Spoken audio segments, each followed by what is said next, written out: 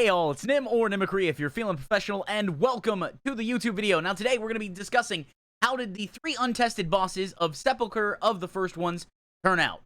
Now before we get started with that, if you like what I do, or if you like what the channel does in specific, go on and hit subscribe and hit that notification bell to stay up to date with everything the channel does. Additionally, you can find me on Twitch. There's something right up there now, and let's get into it. Alright, so as you guys know, I'm Nim. I've played WoW for a long time. I've got an Alliance flag hanging on the back of my door. I've got pictures that my wife painted. I've got various things that are going down. There's a map that she drew. It's awesome. I like World of Warcraft. And this was a twist that they haven't done in a long time. Either because I remember back in Wrath of the Lich King, you only got 50 attempts per week on certain bosses in ICC. I think if I remember correctly. It's been a while, so cut me some slack if I hadn't. I should do some research. In fact, let's put a note in here now. Oh, and it seems that I was correct. Yay me. We'll find out if I was correct. Anyways, the point is that most things in modern WoW are data mined. And as soon before the patch comes out, okay, we know, okay, this is going to be the music. This is going to be the mobs. This is going to be the loot table. This is going to be the ending cinematic, by which the Jailer ending cinematic was, well, let's just say not the best work, right? We're going to say dev work is hard, so I'm not throwing shade, but I was a little disappointed with that. Now, with the race to World First now safely in the rearview mirror, it's time to look back and examine the biggest change Blizzard made this year, hiding the last 3 bosses. So, the person doing this article, Bloodblah Guy, spoke with members of BDGG to get their impression on this new approach. So, as we look at the announcement, there's the raid unlock schedule. On March 1st, normal and heroic difficulties. Note the last 3 bosses, Lords of Dread, Rygalon, and the Jailer, will not be available in the first week. And March 8th, the remaining 3 bosses unlock for normal and heroic. All bosses are available for Mythic, Raid Finder Wing 1, Ephemeral Planes, so it's Vigilant Guardians, Skolex, the Insatiable Ravener, Artificer Zymox, and Halandrius, the Reclaimer, become available. So, right there. That is, just in blue text, as it were, from the devs. They're not available. First week, not available. Now, when Blizzard announced their proposed schedule for Sepulchre of the First Ones, they introduced a twist that hadn't been tried before in the modern era of WoW. They split up the raid so that not all bosses would be available on week 1 of Heroic. This was done for on-theme lore reasons related to the cryptic nature of this patch, and served to elevate those last 3 bosses in status by separating them from other Heroic bosses. I don't know if I necessarily agree with that framing, because unnerfed Anduin was an absolute sledgehammer to Guild. And eventually, Wicked Star, right? It used to silence for 4 seconds. They had to cut it in half, and Anduin still was a hammer to Heroic Guild. Now, sure, eventually, the Mythic guilds are like, okay, we got through it, it's fine, especially at the top end. But it was not an easy boss. In fact, a lot of people were saying it was almost a mid-tier boss that had end-game boss-level mechanics, because you had Phase 1, Intermission, Phase 2, Intermission, Phase 3, 5 phases. So, and each phase was fairly complicated. Now, obviously, when you break stuff down to it, depending on how reductionist you want to get, hit thing until die, and don't die yourself. Sure, I guess you can do that, but it's a little more complicated than that. However, it was a good fight. I enjoyed the Anduin. So the community response, according to this article, after seeing this decision, many in the community members loved the idea as a way to introduce a unique twist into a tier and spice things up. Quotes, this in turn spurred ideas that Blizzard should double down and keep these 3 bosses from being tested on the public test realm as well, as a way to additionally amplify their difficulty. Blizzard did end up leaning into this idea, and we got a Sepulchre launch with the 3 bosses that hadn't been tested, and we wouldn't be seen until the week of Mythic. Now, here's the thing. While that's cool, oh yeah, everybody's happy, the problem with bosses that don't get tested on the PTR is that they're often broken. I know Preach did a video where he was talking about how fires on Kel'Thuzos were invisible. So that was causing a problem and it was, I think it was unkillable until it was fixed. So things being tested on the PTR allow for game-breaking bugs to be caught. That being said, will they always be caught? Of course not. Sometimes they'll be missed. Sometimes there aren't game-breaking bugs. So we hope for that. But you never know. The point that I'm getting at is that while this cryptic nature is cool, we'll say, I think it's okay. It doesn't bother me. I'm not a mythic raider, and I sometimes, I'll go to AOTC and do some light mythic, and we're fine. I don't like the fact that it amplifies the difficulty, because let's look at it this way, right? I mentioned nerfs earlier. So your methods, your VDGGs, your liquids, your echoes, right? They go through week 1 mythic, and they're ready to just like, all right, going down, smash, smash, smash, smash, and that's what they do. They have a fundamentally different fight than what I would have 5 weeks later, maybe, let's just say, right? Because by the time the race to World First is over, well, then we start getting tuning patches, tuning passes, tuning buffs and things.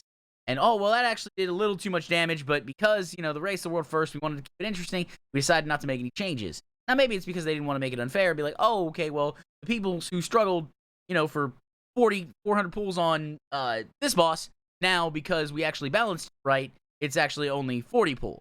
And that means there's going to be, time loss, things like that. So I understand why they may not do the tuning during the race to World First part, but I fundamentally have a different fight. Now, that's because I'm probably doing it at a slightly higher item level, in addition to a much lower skill cap, in addition to having tuning passes done. So just something to keep in mind here. Now, as we talk about the impact of staggered tier release, due to being a novel feature of the tier, there were many unforeseen consequences of this decision. The largest impact by far in delaying the launch of these 3 bosses was the effect it had on tier acquisition. Because these bosses weren't available on any of the 4 difficulties until Mythic Week, and they had 2 of the 5 tier pieces, it meant that there was no way for players to secure a 4-piece tier set until at least week 2. Right? So, is that a good thing? You have a game that has randomized loot tables. You can loot it once per week. And you need the tier in order to play your class at its highest possible output level. Is that a good idea? I'm going to go with no. No, it wasn't. I understand why. I'm glad they brought back tier. Don't get me wrong. I like tier. Tier is good. Praise tier. And I think it's a cool idea to have the staggered launch, but having the 4-piece locked behind a week is like the creation catalyst. It wasn't out till, 12 weeks after the launch of the patch? I mean, that's... Why? Why do that? Why do that? Now, of course, Earth, the DK said, I prefer if they did a staggered release with more weight behind them, i.e. releasing 1 to 8 this raid as a singular raid, then doing 3 very hard boss raid in a few months' time. If they're not going to do that, this method is extremely frustrating as it locked out 2 of 5 pieces of tier for the first week, further hampering people via RNG. And that's exactly right. Because here's the thing. These players don't necessarily... The tier of players that are playing in the World First race don't necessarily use gear as a reward. It's, okay, this is just a means to an end. They're going to get the gear eventually. They're going to get the boss down. I know when I was in, a mid-tier mythic guild, right? Gear didn't matter. We used the loot council when we could, and it was who gained the most mathematical advantage from that piece. That piece then went to that person. Boom. And it was simple. And we knew we were eventually going to get the gear. When it came to transmog and cosmetic stuff and mounts, that was a different story. Those were free rolls. But the point is that these players don't really like, oh, it's my special sword. I'm going to do a lot of damage now. It's like, no, I'm already doing a lot of damage. This is going to help me eke out that last %, which is important in cutting-edge raiding. Now, even more importantly, it meant that there was 1 fewer reset to accumulate the slots to enable trading on lower difficulties. Due to the nature of cascading loot trading, this lost reset meant the characters who wanted to complete a 4-set in the first week of Mythic were required to loot 1 of the tier items off Lords of Dread or Rygalon. This in turn introduced a bottleneck for raiders wishing to compete in the race to World First that was similar to the Shards of Domination system in 9.1. And I don't think that is exactly something we should emulate. I didn't raid in 9.1. I was taking a break, was playing Final Fantasy 14 Endwalker. Fun times. But the fact that I had friends that played this, and they're like, yeah, it's expensive, I need this, I'm trying to get this. I know I had a friend in Europe, do one of their loot runs on one of the big guilds, and they made a bunch of gold, and they were happy, but still, wasn't really fun for them. Outside of them getting the gold, and then I forget which team it was. Anyways, now, where completing a shard set was the difference between a character being usable on progression or not. So again, RNG, right there, right there. The difference between a character being usable on progression or not. So, did you get lucky this week? All right, congratulations, main raider. You can do this. Did you not? Oh, well, sorry. That's bad.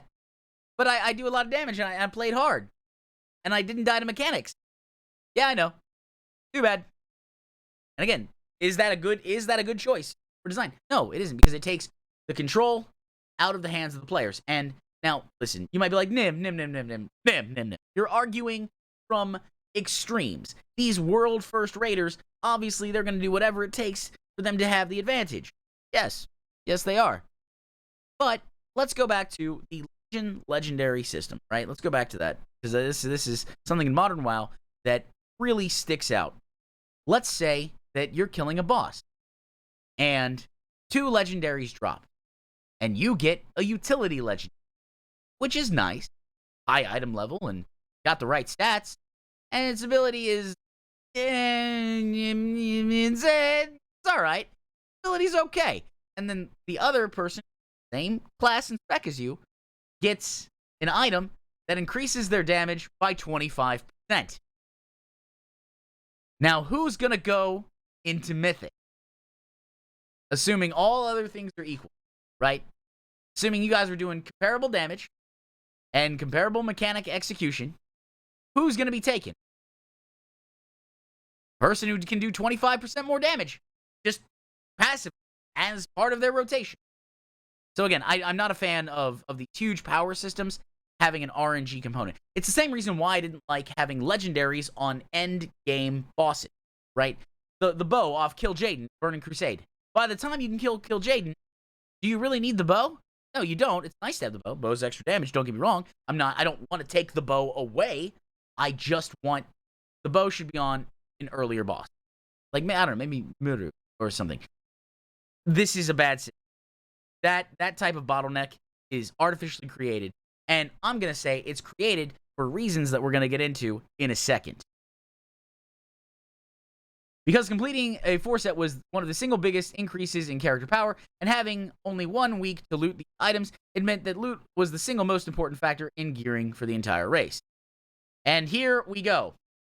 Right? Now, this is from Liquid. I did a video on, is the Race to World First too expensive? And there'll be a card up there. Boom. And this right here, I did Methods version of this, but Liquid here says, we need your help. 2 million gold for a normal set piece. 4 million gold for a heroic set piece. 1 million gold for a heroic weapon. 10 million gold for normal Lord's Dread tier set pieces. 10 million gold. That's gold cap. Right? That's gold cap for 1 item for 1 person off 1 of 2 bosses. And of course, they have the heroic trinkets, heroic off pieces, and then up to 5 million for various other equipment. So let's look at it this way, right? Let's think about this. Okay. Why would there be an incentive to have a bottleneck at prices like that? Well, you're gonna sell a lot of tokens. Tokens at $20 pop gives you what? Let's just round up and say 200,000 gold. So you're gonna spend $200 to be able to get that normal tier set piece. $1,000 in WoW gold for the normal Lords of Dread Rygalon tier set piece. Because again, and these organizations have money behind them. They're not taking money from little creators or little streamers or little players. These have organizations, but that's a lot of money. $1,000 like that, important. Some people say, well, it's just $1,000. Blizzard makes billions of dollars. Yes, and how do you think they make that money? 1 transaction at a time. So it's in their best interest to continue to make money.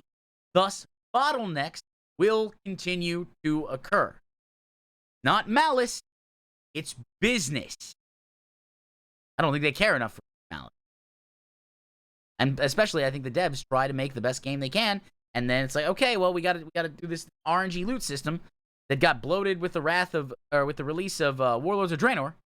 Now, finally, one large delaying effect, these 3 bosses, is that by the time they went public, there were bosses that already had higher item level, with the early mythic bosses dropping 278 item level gear, and these 3 bosses dropping 272 item level gear. It meant that the only relevant reason for doing them was to acquire tier sets.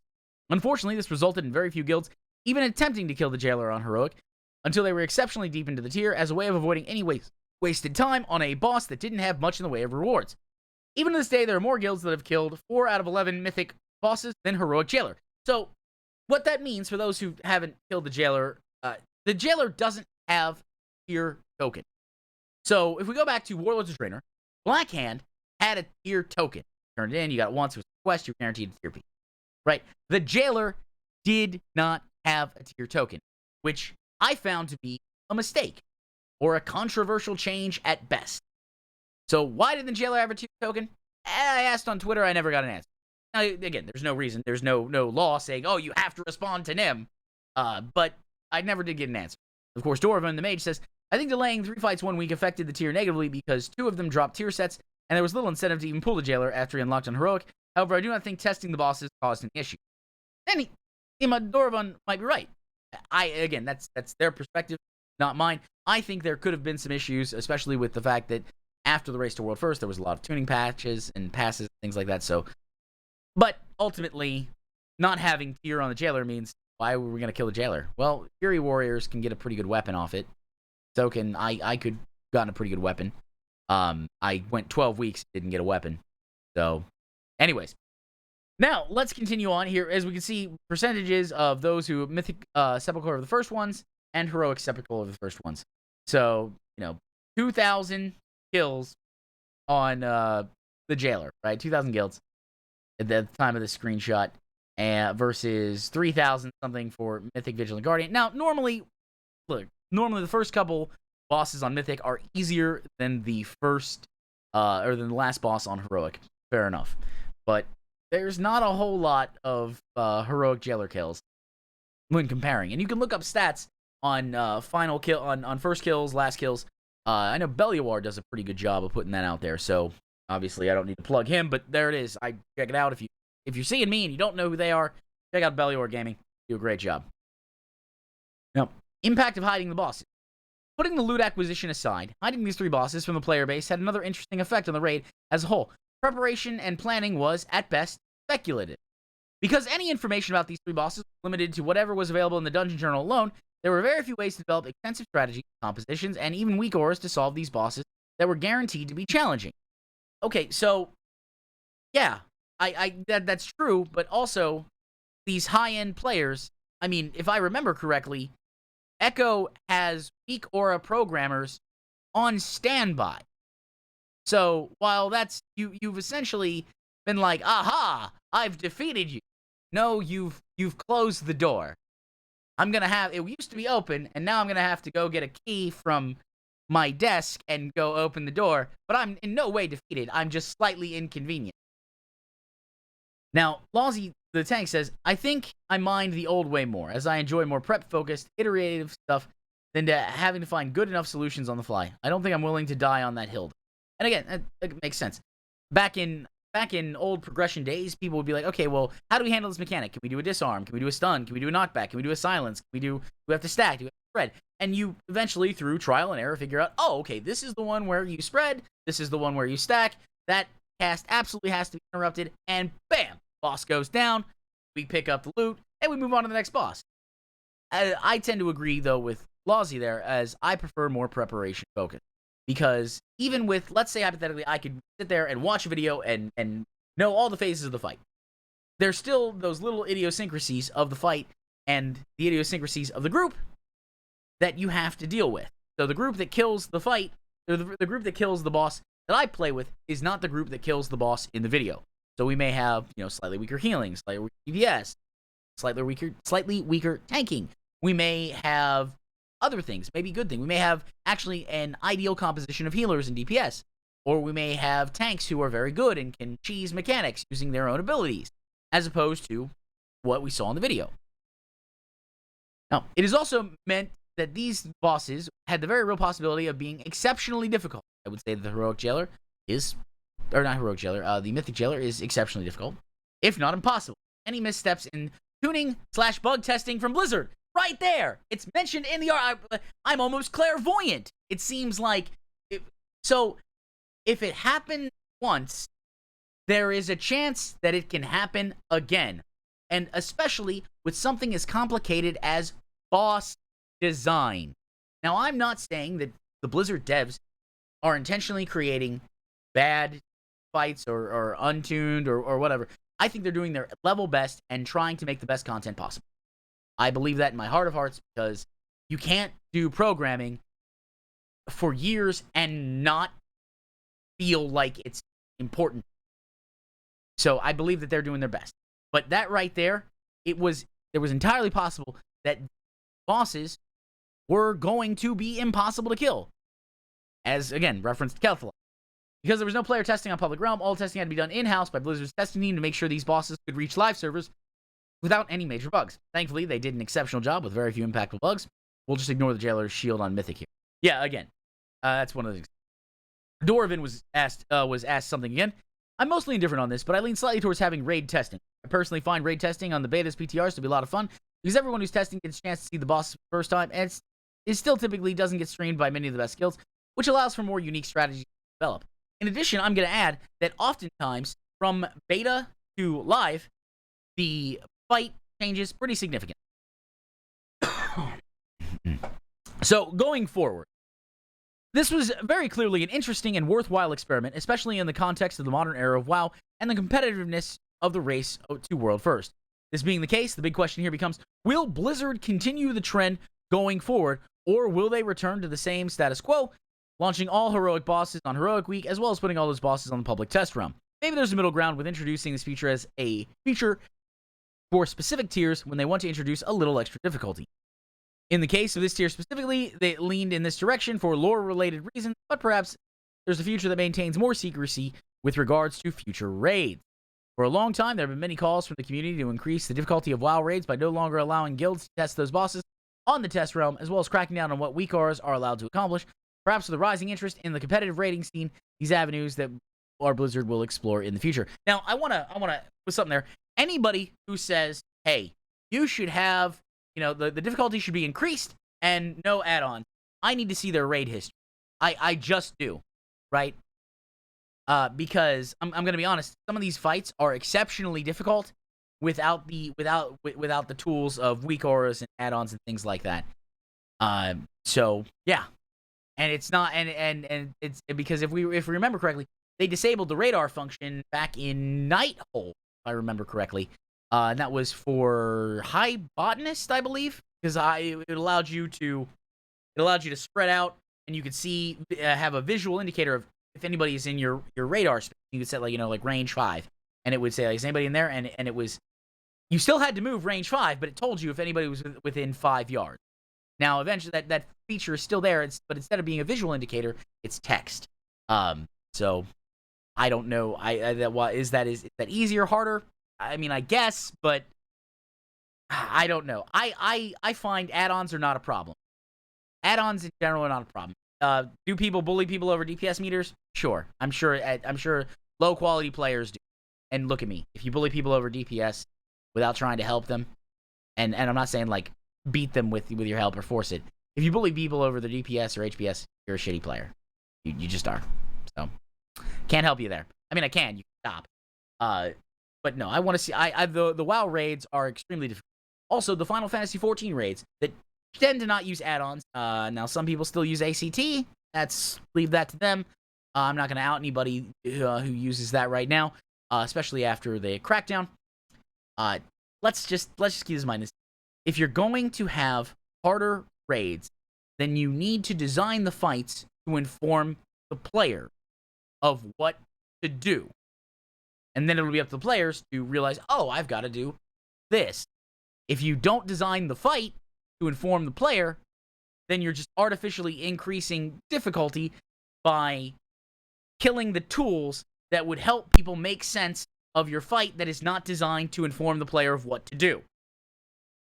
Anyways, so this was a slightly long video here. I went on a lot, but raiding, I've raided for a long time, and while I'm in school and everything, I don't necessarily have the time to raid. but I did want to make this video because I saw this topic and I'm like, oh, this is going to tie into a lot of things that have gone on through the entire life cycle of WoW. So tell me what you thought about the video down below in comments. And by the way, guys, if you like what I do, or you like what the channel does in specific, go on and hit subscribe and hit that notification bell to stay up to date with everything the channel does. Additionally, I stream on Twitch. That's Friday, Saturday, and Sunday at 6 p.m. Eastern Standard Time. There'll be a little thing up there. Boop. Wonderful. If you are social media inclined, you can follow me on Twitter. That's at Mimicry. It's good for little snappy comebacks, memes, and things like that. Sometimes we do have a good back and forth. If you're in the mood for a longer discourse, there's, of course, a link to my Discord down below. And finally, for those who wish to parse at rank 1, there is Patreon. Patreon is a great way to support the video and everything I do online creatively because it's platform agnostic. So if you want to support me in the most substantial way possible, go to patreon.com/Mimicry and sign up there. Different tiers get different benefits, and the last tier has a pretty fun one. Anyways, guys, my name was Nim. This was a fun video to make. I hope you have a lot of fun in your games, and may the mount you're farming drop on the first kill. Bye.